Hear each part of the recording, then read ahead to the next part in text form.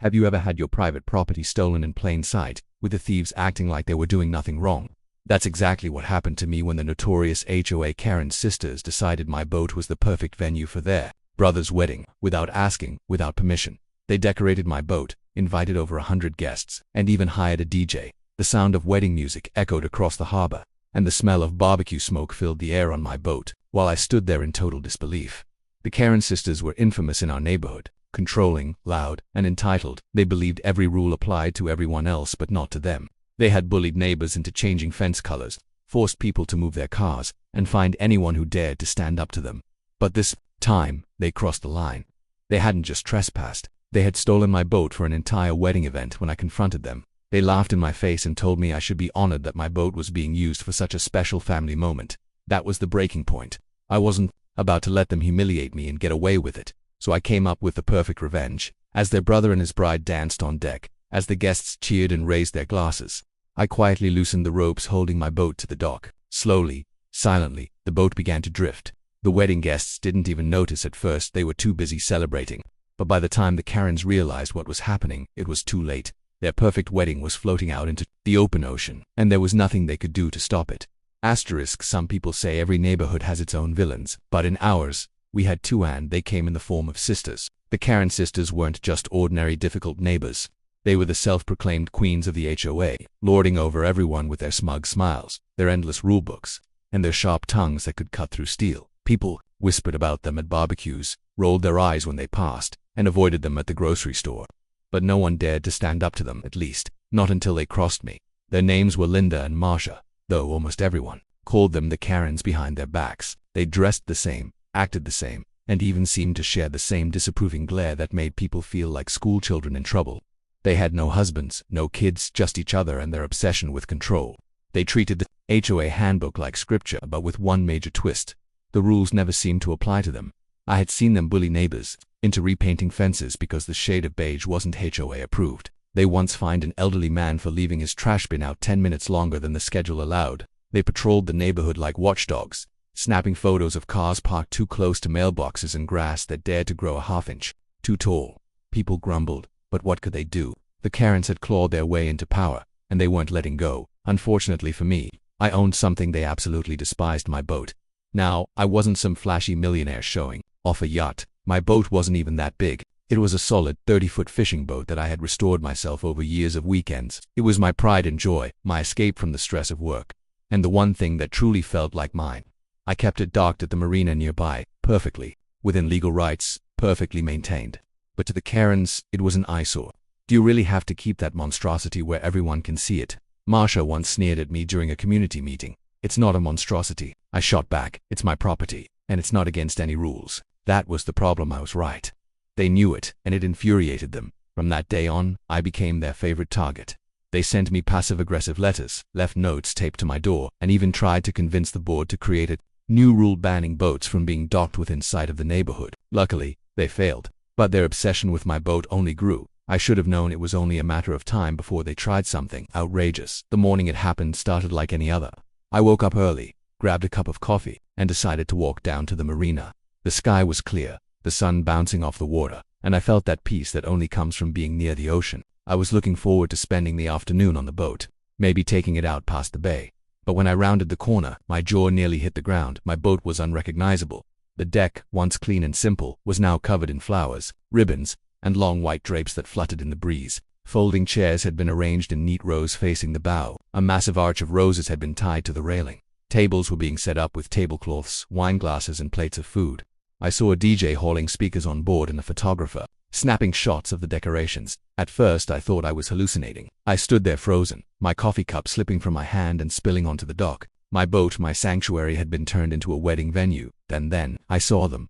The Karen sisters. They were standing proudly on deck, clipboards in hand, barking orders at workers like generals preparing for battle. Linda was scolding a florist for using the wrong color roses, while Marsha was directing a caterer where to place the champagne buckets. They looked so smug, so in control, like they owned the place. I stormed forward, rage boiling inside me. What the hell is going on here? I shouted. Linda looked down at me, clearly annoyed I had interrupted. Oh, it's you, she said flatly. We're a little busy right now. Busy? This is my boat, I yelled, pointing furiously. What are you doing on it? Marsha rolled her eyes as if I were a child throwing a tantrum. Don't be dramatic. It's our brother's wedding. We needed a venue, and frankly, your boat was perfect. You should be honored we chose it. Honored, I was almost laughing from the sheer insanity. You didn't ask me, didn't even tell me. You just broke in and took it. Linda shrugged. It's not like you were using it today. Besides, we've done the neighborhood a favor. It'll be the event of the year. Everyone will be talking about it. I couldn't believe what I was hearing. They had trespassed, stolen my boat, and turned it into their personal party space, and they expected me to be grateful. Get off my boat now, I demanded. My voice was shaking, not with fear, but with fury. But instead of leaving, Marsha laughed. Actually laughed. Oh please, if you try to ruin this, we'll fine you for HOA violations. Do you really want to cause a scene in front of the entire neighborhood? You'll look like the bad guy. That was the moment I realized something important. These women weren't just arrogant, they were delusional. They genuinely believed they had the right to do this. I stood there on the dock, fists clenched, staring at my boat filled with strangers, setting up for a wedding I had nothing to do with. Guests were already arriving, dressed in fancy clothes, carrying gifts, stepping onto the deck like it was theirs. The bride herself was posing for photos at the bow, completely oblivious to the fact she was standing on stolen property. I wanted to scream. I wanted to call the police. But a darker idea started forming in my mind, creeping in slowly like a shadow. If the Karens wanted a wedding on my boat, maybe I'd let them have one. Just not in the way they imagined. That was the beginning of a plan that would turn their perfect day into the most unforgettable disaster of their lives. The more I stood there on the dock, watching strangers trample over my boat in their high heels and polished shoes, the more the fury inside me simmered. I felt like a man in a nightmare watching everything happen but powerless to stop it. Every laugh, every clink of a champagne glass, every shout from the Karens was like a slap across my face. I had always thought of my boat as a refuge, a quiet place where I could escape the noise of life. I'd spent months sanding the deck, repainting the hull, and carefully maintaining the motor. It wasn't just a possession, it was part of me. Seeing it turned into a carnival ground for entitled strangers was almost unbearable. "Excuse me," a sharply dressed man said as he brushed past me, nearly knocking me into the water. He carried a tray of champagne glasses like he belonged. That was the final straw. I climbed onto the boat, determined to put an end to this madness. The Karens immediately noticed. Linda snapped her fingers at me like I was a waiter late with her order. "What are you doing? You can't just stomp around while people are setting up. You'll ruin the decorations."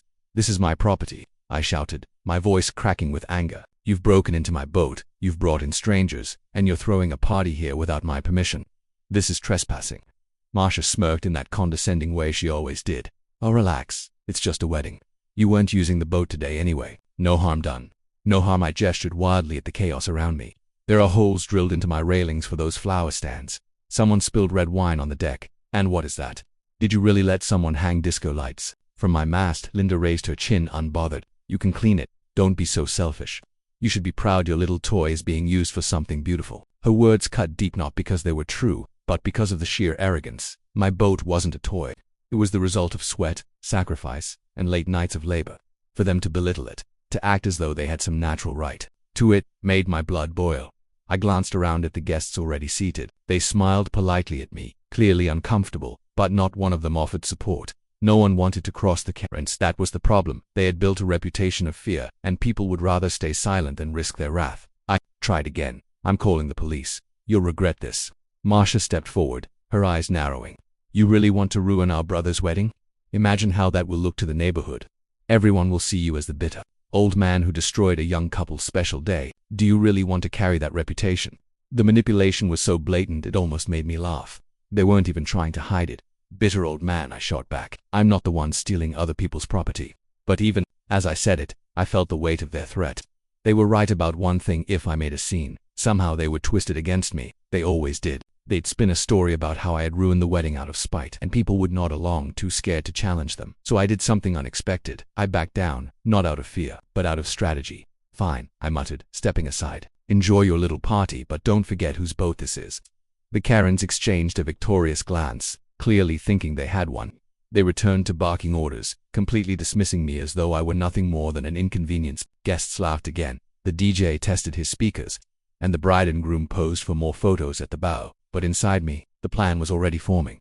I stayed on the dock for hours, watching. I didn't interfere, didn't argue, didn't protest. I simply observed. Every laugh from the guests, every smug glance from the Karens fueled my resolve. I memorized the layout, noted where the ropes tied the boat to the dock, and studied the timing of the tides. The sisters thought they had humiliated me, but in reality, They had given me the perfect setup for something far greater. The ceremony began just before sunset. The bride walked down the makeshift aisle to applause, her dress glittering in the fading light. Guests rose to their feet, clapping and cheering. The groom wiped tears from his eyes, and for a brief moment, the boat was filled with genuine joy. But the Karens stood in the background, smug as ever, soaking in the attention. To them, this wasn't just their brother's wedding, it was their victory, their chance to show the neighborhood that they could do whatever they pleased, whenever they pleased, and no one could stop them. I clenched my fists so tightly my knuckles turned white. They thought they had finally crushed me. They thought they had proved their dominance. They couldn't have been more wrong. When the officiant pronounced the couple husband and wife, cheers erupted across the deck. Music blared from the speakers, champagne corks popped, and people began to dance. The Karens looked around proudly, as though they had orchestrated the greatest event of the century. And that was when I knew exactly what I had to do. It wouldn't be loud. It wouldn't be dramatic at first. It would be silent, subtle, almost invisible. And by the time they realized what was happening, it would be far too late, so I turned and walked away, unnoticed by the celebrating crowd. My footsteps echoed on the dock, each one heavier than the last. Behind me, laughter and music filled the night air, but I wasn't listening anymore. My mind was sharp, focused, and cold. The Karens had declared war when they stole my boat. Now it was my turn to show them just how badly they had underestimated me. The sun had almost disappeared behind the horizon when I returned to the dock. The water shimmered with streaks of gold and orange, and the marina was alive with the echo of music spilling from my boat. The party was in full swing now. Guests danced on the deck, their laughter carrying across the harbor. The DJ blasted love songs, champagne flowed freely, and the air was thick with the smell of grilled food. I stopped a few yards away and watched, my jaw tight. My boat, my private retreat, had been transformed into the Karens' personal playground. The sight should have broken me, but instead, it fueled something darker inside me. If they thought this night would be remembered as their shining triumph, they were in for a surprise. The ropes that held my boat to the dock stretched taut in the fading light, thick, weathered lines that I knew better than the back of my own hand. They were strong, but all it would take was a few quick movements, a slip of the knots, and the current would do the rest. I didn't need to shout, didn't need to throw. A punch nature would fight for me. I crouched near the edge of the dock, hidden in the growing shadows. My heart pounded, but my hands were steady. I waited, watching, timing my movements carefully. The Karens were too busy enjoying the attention to notice me. Linda was at the center of the deck, boasting loudly to a group of neighbors about how resourceful she and Marcia had been. Marcia, meanwhile, clinked glasses with the bride, her grin wide and self-satisfied. No one was looking at the dock. No one was watching me. I slipped closer to the ropes. The music and laughter drowned out the sound of the knots loosening beneath my fingers. One rope slid free, falling into the water with a soft splash. My chest tightened, adrenaline surging, but no one turned their head. The current tugged gently at the boat, pulling it ever so slightly away from the dock. I paused, glancing up. A few guests leaned over the railing, pointing at the sunset, completely unaware of what I had just done. I waited, then reached for the second rope. My hands worked quickly, muscle memory guiding me through the knots I had tied 100 times. Before another slip, another splash, and the boat swayed a little farther out. Still, no one noticed. I moved to the final rope, the thickest one, the one that anchored the boat most securely. This was the key. Once this rope gave way, there would be no stopping it. The tide was moving out, the current pulling steadily toward the open ocean. My boat hand, their precious wedding, would drift away, carried by forces far stronger than any HOA. My fingers gripped the knot, but I hesitated. For a moment I thought about the bride and groom. They weren't to blame for this. They didn't know the Karens had stolen the boat. Did they deserve to have their special day ruined? The thought gnawed at me, but then I remembered Marcia's smug smile, Linda's sharp laugh, their threats, their arrogance. This wasn't about the bride and groom. This was about putting an end to the Karens' reign of entitlement once and for all. And sometimes, collateral damage couldn't be avoided. I pulled the knot, slipped free. The final rope fell into the water, and with it my boat was unshade-tainted. At first, nothing seemed different. The boat floated gently in place, music still blaring, guests still cheering, but slowly, almost imperceptibly, it began to drift. The space between the dock and the hull widened inch by inch. A glass clinked, a laugh rang out, and still no one noticed. I stepped back into the shadows, my heart racing with a mix of fear and exhilaration. The plan was in motion. There was no turning back now. 10 minutes passed, then 15. The boat had moved far enough that the gap between it and the dock was obvious. A few children pointed, giggling as they leaned over the railing. Their parents hushed them, assuming it was just a trick of the tide. But I knew, I knew. Finally, someone realized something was wrong. "Why are we moving?" a man's voice called out. Heads turned. The DJ glanced up from his equipment, frowning. A murmur spread across the deck as guests shuffled toward the railings, staring at the widening distance between the boat and the dock. "We're not tied down," someone shouted. The bride gasped, clutching her new husband's arm. The groom's smile faltered as he peered over the side. Panic began to ripple through the crowd, and then came the voice I'd been waiting for. "Did this?" Linda shrieked, her face twisted in fury. Marsha rushed to the railing, her eyes wide. "We're drifting. Somebody tie us back." But there was no rope left to tie. The boat was already too far. The current had caught it, carrying it steadily toward the bay. The dock grew smaller with every passing second. Guests screamed, clinging to one another. A waiter dropped a tray of glasses that shattered across the deck. The bride burst into tears, her veil whipping in the wind. The groom shouted orders, but no one knew what to do. And me. I stood on the dock, arms folded, watching calmly. The Karens spun around wildly, searching the crowd for someone to blame. Their eyes swept across the panicked guests, then landed on me. Even from a distance I saw the realization in their faces. I didn't smile. I didn't wave. I just stood there, silent. As their empire of arrogance crumbled before their eyes, the boat drifted farther into the open water. The music, once loud and triumphant, now sounded faint and desperate. The Karens screamed orders that no one could follow. The bride sobbed uncontrollably. Guests begged for help, but there was none to give. This was only the beginning. Panic is a strange thing. At first it spreads slowly, like a whisper, but then it explodes into full-blown chaos that no one can stop. That was exactly what happened on my boat the moment the guests realized they were adrift. "What's happening?" the bride shrieked, clutching her dress to keep from tripping as the deck swayed. "Why are we moving? We're not supposed to be moving, are we?" a guest shouted, his voice trembling. The groom raised his hands in a desperate attempt to calm everyone. "Relax, relax. It's probably just the tide. It'll stop soon." But it didn't stop. The current had caught hold of the boat, pulling it steadily toward open water. The marina lights grew dimmer behind them, the dock now a distant line against the glowing horizon. The music still blared from the DJ's speakers, but it only made the panic feel more surreal, like a party soundtrack over a disaster movie. Linda stormed to the center of the deck, clapping her hands like a squeaker. "Everyone calm down. Nobody panic. This is just a minor issue. We'll fix it." Marsha nodded vigorously, though her face was pale. Yes, stop screaming. Someone just tie the ropes back to the dock." "There are no ropes," a man yelled back, pointing at the water. The ends of the lines floated uselessly, drifting like sea snakes in the current. "We're not attached to anything." The Karens froze. For the first time all night, they didn't have a smug comeback or a quick threat. Their wide eyes darted to the water, then to each other. Their carefully built confidence was cracking. The bride collapsed onto a chair, sobbing hysterically. "This is my wedding day. This isn't supposed to happen. Somebody do something." The groom wrapped his arms around her, but his own face was pale, his eyes darting wildly for a solution he didn't have. He looked like a man who had suddenly realized he'd lost control of his own future before it even started. Meanwhile, the guests scrambled. Some clung to the railings, terrified the boat would capsize. Others shouted at each other, demanding answers no one could give. A child cried loudly, his parents trying to soothe him while their own voices trembled with fear. The DJ, unsure what to do, stopped the music mid. The silence that followed was deafening, broken only by the sound of waves slapping against the hull and the distant cries of seagulls. Without the music, the reality of the situation hit harder. They weren't celebrating anymore. They were stranded, drifting farther and farther away. Linda grabbed a microphone from the DJ's stand and shouted over the chaos. "Listen to me. We are in control of this situation.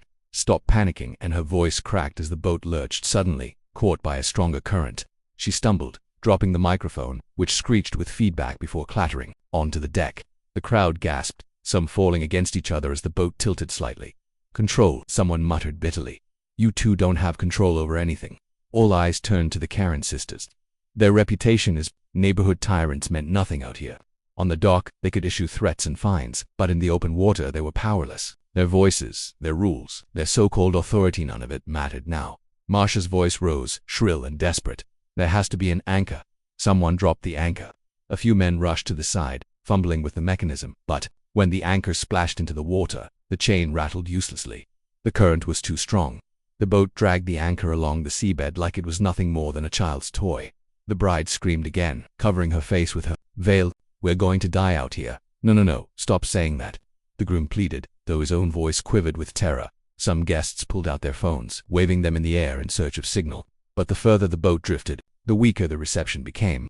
Calls dropped, messages failed to send, and soon the reality sank in. They were cut off. The Karens, desperate to salvage control, tried one last tactic: blame. "This is your fault," Linda shouted at the groom. "You should have checked the setup. You should have made sure the ropes were secure." "My fault," the groom bellowed, red in the face. "This was your idea. You stole this boat. I didn't even know we weren't supposed to be here." Marcia spun on the bride. "And you insisted on having it on the water. You said it would be romantic." The bride wailed louder, throwing her bouquet at Marcia, who ducked just in time. The flowers scattered across the deck, petals flying in the salty wind. The guests had seen enough. The illusion of the Karen's authority shattered before their eyes.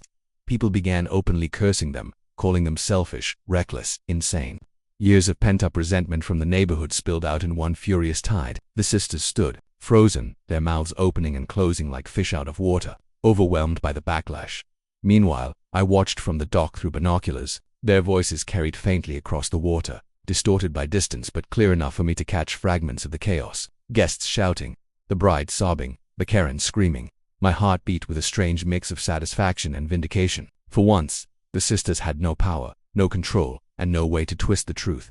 The ocean was honest. It exposed them for what they really were. Back on the boat, night was falling fast.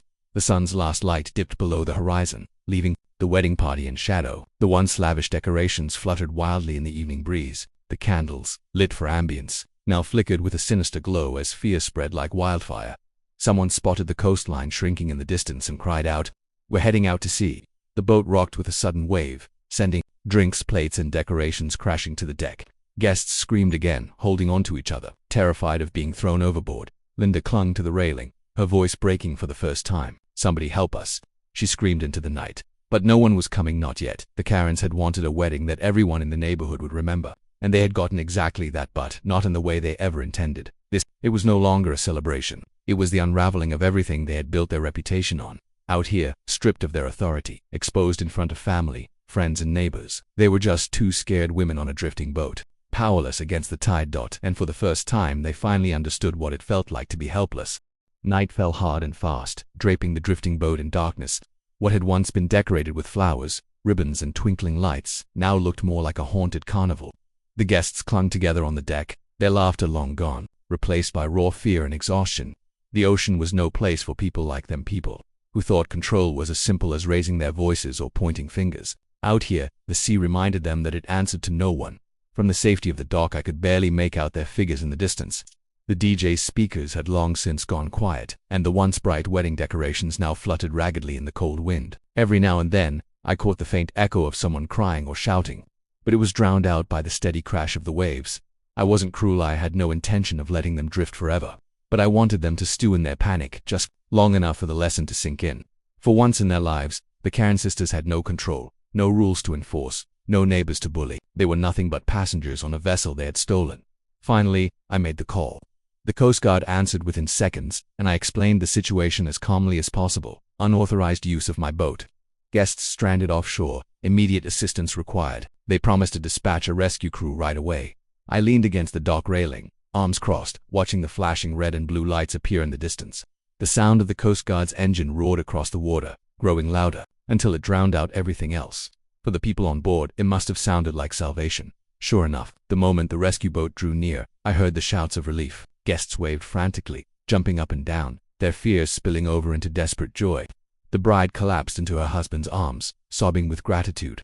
Children pointed and cheered, their terror dissolving in the sight of authority. But not everyone was celebrating. Linda and Marcia stood rigid at the bow, their faces pale and tight. For the first time, they seemed to understand what was about to happen. Rescue meant witnesses. Rescue meant questions. Rescue meant consequences. And worst of all for them, it meant humiliation. The Coast Guard boarded quickly, ushering guests into life vests, calming the panic with steady voices. They were professionals, efficient and unshaken, unlike the wedding party that had fallen apart hours ago. Once the guests were secured, one officer turned toward the sisters. "Who's in charge here?" he asked firmly. Linda opened her mouth, but no sound came out. Marcia tried to speak, but her voice cracked into a squeak. The guests erupted in laughter, a bitter, mocking sound. For hours they had been bossed around, belittled, and blamed by the Karens. Now, watching them stammer and shrink under real authority was a form of justice in itself. Finally, one of the guests shouted, "They're the ones who stole the boat. They planned the whole thing." The officer's eyes narrowed. "Is that true?" Dozens of voices answered at once. "Yes, they took it without permission. They threatened us. We didn't even know it wasn't theirs." The Karens tried to protest, their words tumbling over each other in a frantic attempt to rewrite the story. But it was too late. The truth had already been spoken by too many witnesses. Their reign of intimidation was over. The Coast Guard directed the sisters to sit down while they took statements. I watched from the dock as the rescue boat guided my vessel back to shore. The guests huddled together, relieved but still shaken. When the boat finally bumped against the dock, I stepped forward, arms folded, waiting. The first guest off was the bride, her veil torn and streaked with saltwater tears. She didn't look at me, her eyes were fixed on the ground, her special day ruined beyond repair. The groom followed, his shoulders slumped, his suit soaked and wrinkled. One by one, the guests disembarked, muttering angrily about the disaster, some cursing under their breath, others glaring at the sisters. Then came the Karens. They stepped off slowly, their heads bowed, their once perfect hair now tangled by the wind. Their clothes, once spotless, were stained with salt and sweat. The smugness they had carried so effortlessly all their lives was gone, replaced by something I had never thought I would see in them: fear. Linda opened her mouth, perhaps to spin another excuse, but I raised a hand to silence her. "Don't," I said simply. My voice was calm, steady, and low, but it carried more power in that moment than any of their shrill commands ever had. The guests stopped, waiting. All eyes were on me. "This," I said, gesturing at the wrecked decorations, the ruined wedding, the chaos still hanging in the air, "is what happens when you think the world belongs to you. This is what happens when you steal, when you bully, when you treat other people like they're beneath you. Tonight, you weren't the HOA queens. You were just two scared women on a boat you couldn't control." The silence that followed was heavy, broken only by the distant hum of the Coast Guard's engine.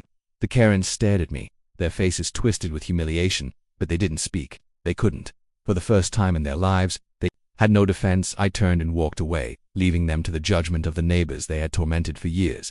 The whispers, the laughter, the looks of disgust, all of it followed the sisters as they stood stranded on the dock, powerless. That night, as I sat on my now empty boat, I felt a strange peace. The vessel was scratched, the deck was stained, but it didn't matter. What mattered was that justice had finally been served, not by violence, not by screaming, but by patience and a tide that couldn't be bribed or bullied. The Karens had wanted a wedding the neighborhood would never forget, and in that, they succeeded. People would talk about it for years, not as a story of love, but as a cautionary tale about arrogance and entitlement. And me, I finally had my victory.